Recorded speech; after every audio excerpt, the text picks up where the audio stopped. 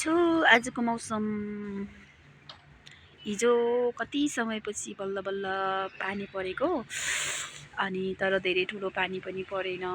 सानो सानो पर्यो, कतै ठाउँमा हिमपात पर्यो, कतै ठाउँमा परेन।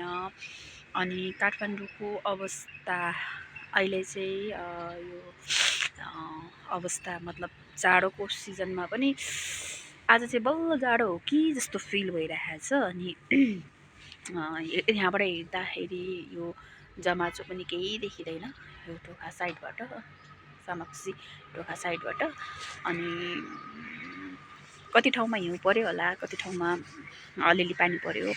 अब हेरौँ आजको स्थिति के छ। अनि एकदम चिसो चिसो लागिरहेछ हेर्नुहोस् है,